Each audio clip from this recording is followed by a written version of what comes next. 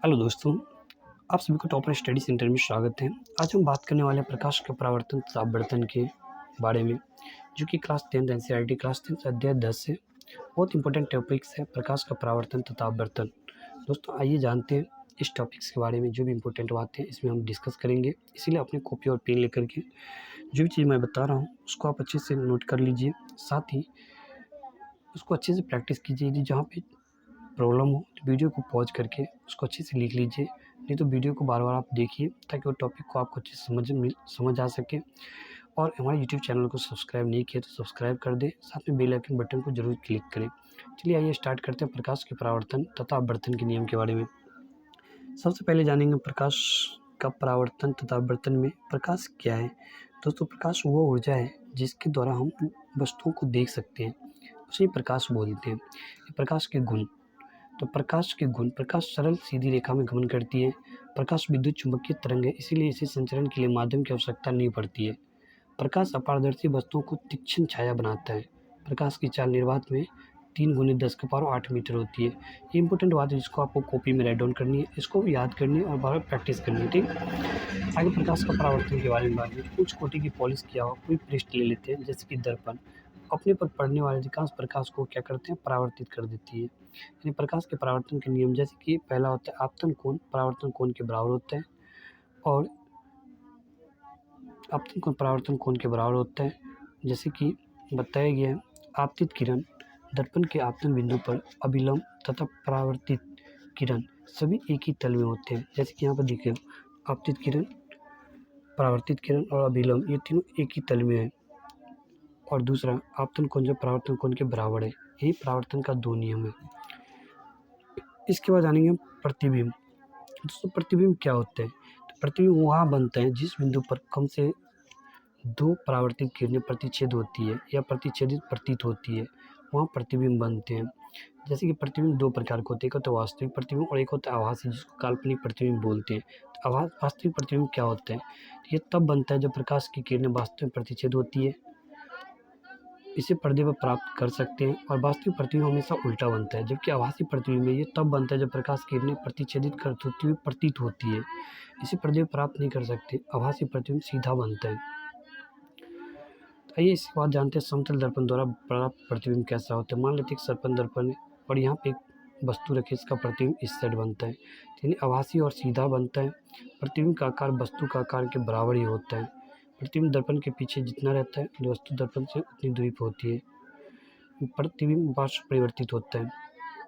अब पार्श्व परिवर्तन क्या होता है, तो पार्श्व परिवर्तन है इसमें वस्तु का दायां भाग बायां प्रतीत होता है और बायां भाग दायां। जैसे कि अब कभी कभी आप देखना अपने शीशे में, अब ये बायां हाथ दिखाओगे तो शीशे में जैसे लगेगा वो दायां हाथ है, और दायां हाथ दिखाओगे तो शीशे में लगेगा वो बायां हाथ है। इसी को बोलते हैं पार्श्व परिवर्तन। यानी गोलीय दर्पण के बारे में आप जानते हैं। अगला टॉपिक्स, गोलीय दर्पण का परावर्तक तल अंदर की ओर या बाहर की ओर भी वक्रित होता है। तो गोलीय दर्पण जिसका परावर्तक पृष्ठ अंदर की ओर अर्थात गोले के केंद्र की ओर वर्कित है, वो अवतल दर्पण कहलाता है। और जिसका क्या होता है, जिसका बाहर का भाग गोलीय दर्पण जिसका परावर्तक पृष्ठ अंदर की ओर अर्थात गोले केंद्र की ओर वर्कित है, यानी घसा हुआ हो, तो वह अवतल दर्पण कहलाता है। गोलीय दर्पण जिसका परावर्तक पृष्ठ बाहर की ओर वर्कित हो, वो उत्तल दर्पण कहलाता है। जैसे कि जिसमें अंदर की ओर हो वो अवतल दर्पण कहलाता है, जिसमें बाहर की ओर हो वो उत्तल दर्पण कहलाता है। गोलीय दर्पण समांतर प्रयुक्त होने वाले कुछ शब्द हैं, जैसे कि इसमें क्या होता है, CFR FPN, यानी ध्रुव होता है। ध्रुव जैसे गोलीय दर्पण के परावर्तक पृष्ठ के केंद्र को दर्पण का ध्रुव कहते हैं। यह दर्पण के पृष्ठ पर स्थित होता है और ध्रुव की प्रायः P अक्षर से निरूपित करते हैं। P को ध्रुव बोलते हैं। मुख्य अक्ष होते हैं, जैसे कि ये रेखा खींचा गया है, ये मुख्य अक्ष है। गोलीय दर्पण की ध्रुवता वक्ता त्रिज्या गुजरने वाली सीधी रेखा को मुख्य अक्ष कहते हैं। एक होता है वक्ता केंद्र, जिसको हम C, यानी गोलीय दर्पण का परावर्तक पृष्ठ एक गोले का भाग है, इस गोले का केंद्र गोलीय दर्पण का वक्ता केंद्र कहलाता है, यानी अक्षर C से निरूपित किया जाता है, यानी C को बोलते हैं वक्ता केंद्र। वक्ता त्रिज्या जिसको हम R बोलते हैं, R क्या वक्ता त्रिज्या, गोलीय दर्पण की परावर्तक पृष्ठ जिस गोले का भाग है उसको दर्पण को उसकी त्रिज्या दर्पण की वक्ता त्रिज्या कहलाती है, R से निरूपित करते हैं। द्वारक अपर्चर गोलीय दर्पण के परावर्तक पृष्ठ तल की वृत्ताकार सीमा रेखा को व्यास दर्पण का द्वारक कहलाता है। इसे एमएन से दर्शाया जाता है। इसी में होता है एक मुख्य फोकस। मुख्य अक्ष पर वो बिंदु जहाँ मुख्य अक्ष के समांतर किरण आकर मिलती है या परिवर्तित किरणें मुख्य अक्ष पर एक बिंदु से आती हुई महसूस होती है, वो बिंदु गोलीय दर्पण का मुख्य फोकस कहलाते हैं। इसके बाद हम जो जानेंगे गोलीय दर्पण के ध्रुव तथा मुख्य फोकस के मध्य की दूरी को फोकस दूरी कहलाती है। इसे अक्षर एफ द्वारा निरूपित करते हैं।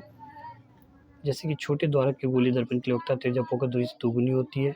हम इस संबंध को R बराबर 2F द्वारा व्यक्त कर सकते हैं। यानी अवतल दर्पण के किरण आरेख बनाने के कुछ नियम है। जैसे कि पहला नियम है, दर्पण के मुख्य अक्ष के समांतर प्रकाश किरण परावर्तन के पश्चात अवतल दर्पण के मुख्य फोकस से गुजरेगी। जैसे कि ये हो गया, दर्पण से टकराने के बाद मुख्य फोकस से होकर गुजरती है। दूसरा है, अवतल दर्पण के मुख्य फोकस से गुजरने वाली किरण परावर्तन के पश्चात मुख्य अक्ष के समांतर निकलती है। जैसे कि जब इससे होती हो जाएगी तो मुख्य अक्ष यानी इस रेखा के समांतर निकलती है। तीसरा, अवतल दर्पण के वक्रता केंद्र से गुजरने वाली किरण परावर्तन के पश्चात उसी दिशा में वापस परावर्तित होती है।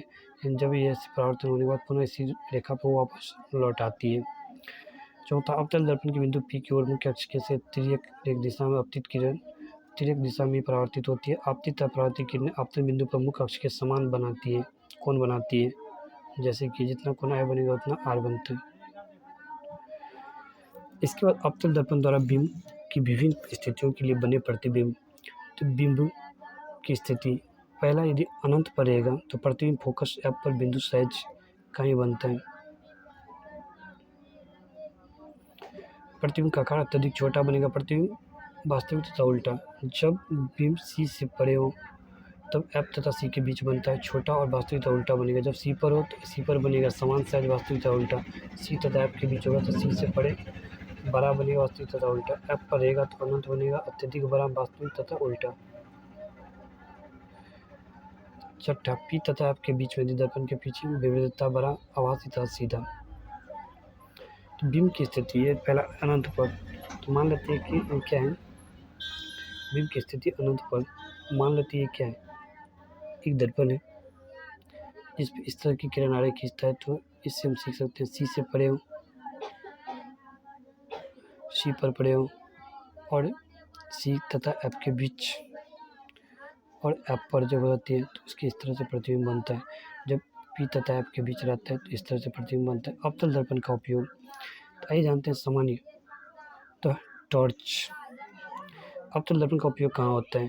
सामान्यतः टॉर्च, सेटेलाइट तथा वाहनों की हेडलाइटों का शक्तिशाली समांतर किरण पुंज प्राप्त करने के लिए किया जाता है। दूसरा, दंत विशेषज्ञ अवतल दर्पण का उपयोग मरीजों को दांत बड़ा प्रतिबिंब देखने के लिए करते हैं।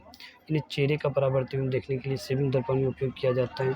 सौर भट्टी में इसका उपयोग किया जाता है। उत्तल दर्पण, उत्तल दर्पण के मुख्य अक्ष के समांतर प्रकाश किरण परावर्तन के पश्चात दर्पण के मुख्य फोकस से अपसरित होती प्रतीत होती है, जैसे कि इस फिगर में दिखाया गया है। उत्तल दर्पण के मुख्य फोकस से गुजरने वाला किरण परावर्तन के पश्चात मुख्य अक्ष के समांतर निकलेगी, जैसे कि इसमें दिखाया गया है। इसके बाद कहते हैं उत्तल दर्पण के वक्ता केंद्र की ओर निर्देशित किरण परावर्तन के पश्चात उसी दिशा में वापस परावर्तित हो जाती है, जैसे कि इसमें दिखाया गया है। उत्तल दर्पण के बिंदु P की ओर मुख्य अक्ष के तिर्यक दिशा में आपतित किरण तिर्यक दिशा में ही परिवर्तित होती है। आपतित तथा परावर्तित किरण आपतन बिंदु पर मुख्य अक्ष के से समान कोण बनाती है, जैसे कि इसमें दिखाई गई है। उत्तल दर्पण द्वारा बने प्रतिबिंब की प्राकृतिक स्थिति तथा अपेक्षित आकार। बिंब की स्थिति, यदि उत्तल दर्पण में प्रतिबिंब अनंत पर है बिंब, तो प्रतिबिंब फोकस पर दर्पण के पीछे बनता है। प्रतिबिंब का आकार अत्यधिक छोटा, बिंदु के आकार का ही, आभासी तथा सीधा। जब अनंत दर्पण के ध्रुव के बीच के है तो P तथा F के बीच दर्पण के पीछे छोटा बनेगा, आभासी तथा सीधा बनेगा। किरण आरेख अनंत पर, अनंत तथा दर्पण के ध्रुव P के बीच। अब उत्तल दर्पण का उपयोग, उत्तल दर्पण का उपयोग सामान्यतः वाहनों में किया जाता है। इनमें ड्राइवर अपने पीछे के वाहनों को देख सकते हैं। उत्तल दर्पण को इसलिए प्राथमिकता दी जाती है क्योंकि ये सदैव सीधा तथा छोटा प्रतिबिंब बनाते हैं और ड्राइवर को अपने पीछे बहुत बड़े क्षेत्र को देखने में समर्थ बनाते हैं। दुकानों में इनका इस्तेमाल सिक्योरिटी दर्पण के रूप में भी किया जाता है। अब गोलीय दर्पण द्वारा परावर्तन के लिए चिन्ह परिपाटी के बारे में जानते हैं। तो बिंब हमेशा दर्पण के बाईं ओर रखा जाता है। इसका अर्थ है कि दर्पण पर बिंब से प्रकाश बाईं ओर आपतित होती है। दूसरा, मुख्य अक्ष के समांतर सभी दूरियां दर्पण के ध्रुव में से मापी जाती है। तीसरा, मूल बिंदु के दाईं ओर +x अक्ष के अनुदिश मापी गई सभी दूरियां धनात्मक मानी जाती हैं, जबकि मूल बिंदु के बाईं ओर हमेशा एक्स अक्ष के अनुदिश मापी गई दूरियां ऋणात्मक मानी जाती हैं। चौथा, मुख्य अक्ष की लंबवत तथा ऊपर की ओर प्लस y अक्ष के अनुदिश मापी जाने वाली दूरियां धनात्मक मानी जाती हैं।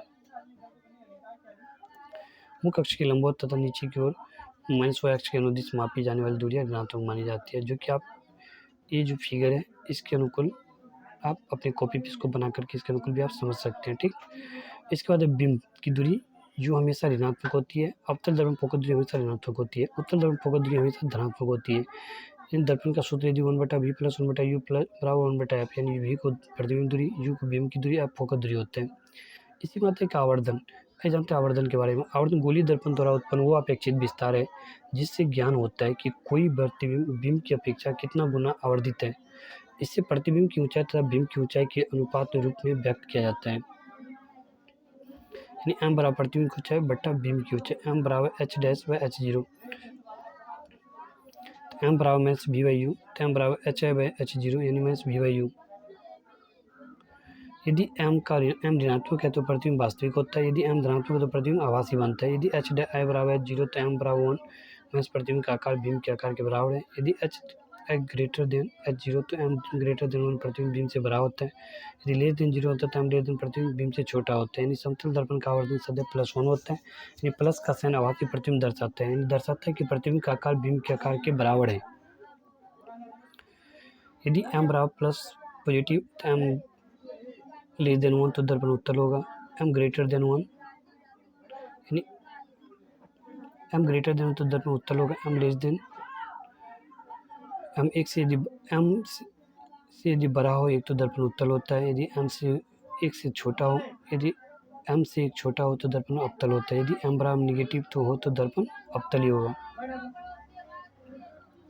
इस तरह दोस्तों प्रकाश का परावर्तन नाम का जो चैप्टर था वो खत्म हो चुका है। इससे जो भी इम्पोर्टेंट बातें थी, जो भी इम्पोर्टेंट टॉपिक थी उसने हमने कवर कर ली।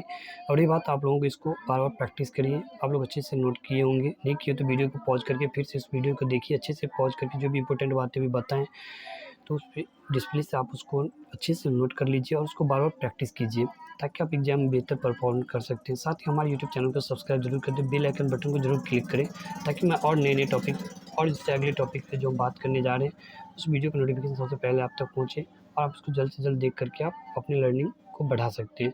तब तक मिलते हैं नेक्स्ट वीडियो में, तब तक के लिए धन्यवाद।